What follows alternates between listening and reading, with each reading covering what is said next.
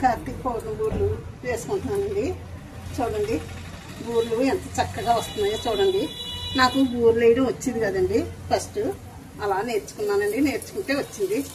అమ్మేసేది, చెల్లేసేది, నాకు వచ్చేది కదండి.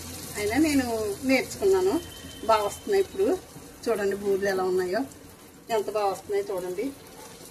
చాలా క్రిస్పీగా వస్తున్నాయండి బూర్లు అయితే, చాలా బాగా వస్తున్నాయి. పప్పు 2 గంటల ముందు నానబెట్టుకున్నానండి.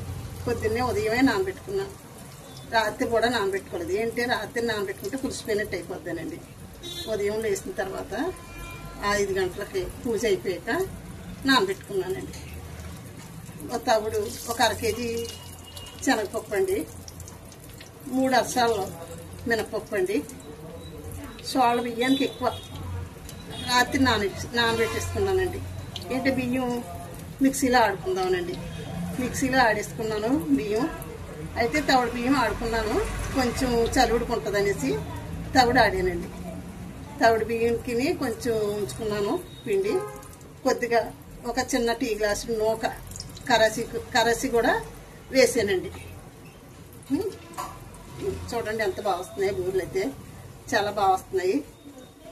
ఏదన్నా మనం మనసు పెట్టి చేసుకుంటే చాలా బాగుంటుందండి. క్రిస్పీగా కూడా వస్తున్నాయి బూరెలు అయితే. చూడండి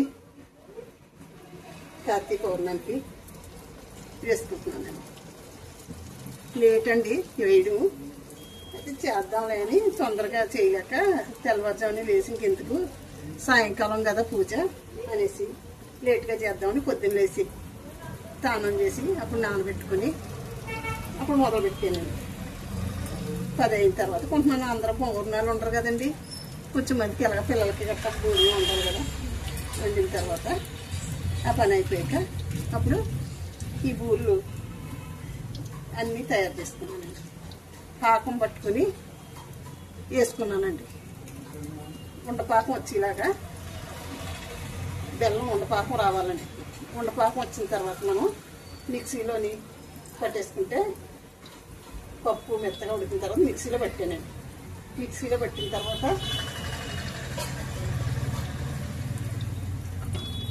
బెల్లం వేసుకుని బెల్లం ముద్దపాకం ఉండపాకం వేసిన తర్వాత బెల్లం ఇలాగా ఆ పాకం వేసి కలిపానండి. ఏదన్నా మనం చేసుకుంటా ఉంటే అదే వస్తుందండి, రాదని అనుకోక్కర్లేదు. ఇప్పుడు యూట్యూబ్ ఉంది కదండి, ప్రతిదానికి కూడా చూసి చేసుకుంటున్నారండి.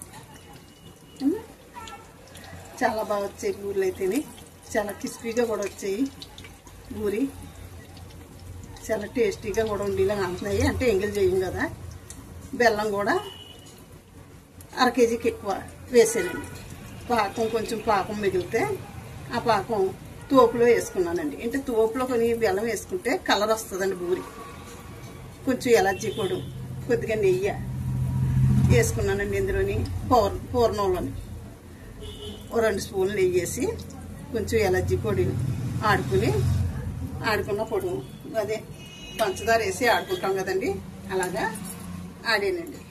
ఆడిన తర్వాత కొంచెం పౌడర్ వేసానండి. కొంచెం ఉంటే ఎందుకన్నా మనకి ఉంటుంది కదా, అంచేత కొంచెం ఎక్కువ ఆడుకున్నాను. ఒక డబ్బాలో వేసుకుంటే మనకి అలా ఉంటుందండి. ఇందులోనే వేసుకోవచ్చు, ప్రతి దాంట్లోకి మనకు అవసరం అవుతుంది కదా. చాలా బాగా వస్తున్నాయండి బూరెలు అయితే. చూడండి మీరు దీనికి పాలు బాగా చెప్పి చూపించమంటే నేను తర్వాత చూపిస్తానండి. చూడండి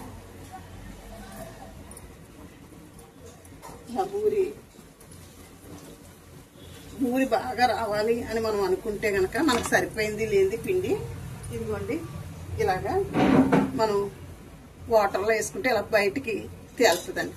తేలిన దాన్ని చూసుకుని మనకి కరెక్ట్గా సరిపోయిందని మనం అనుకోవాలి. ఏమా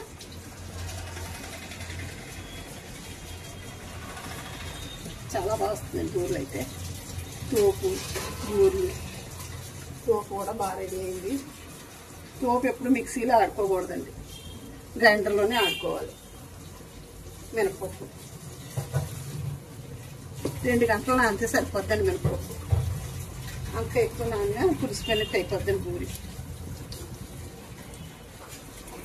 చూడండి చాలా బాగా వస్తున్నాయి కదా. సరే అండి,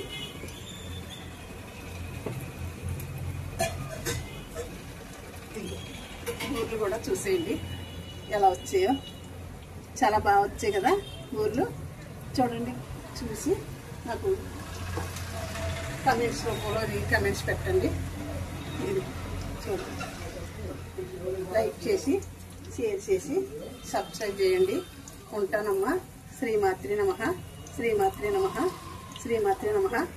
ఆ పార్వతీ పరమేశ్వర ఆశీస్సులు అందరికీ ఉండాలని, ఆ లలితా పరమేశ్వర ఆశీస్సులు అందరికీ ఉండాలని వీడియో ముగిస్తున్నానండి. అందరికీ కార్తీక పౌర్ణమి శుభాకాంక్షలు.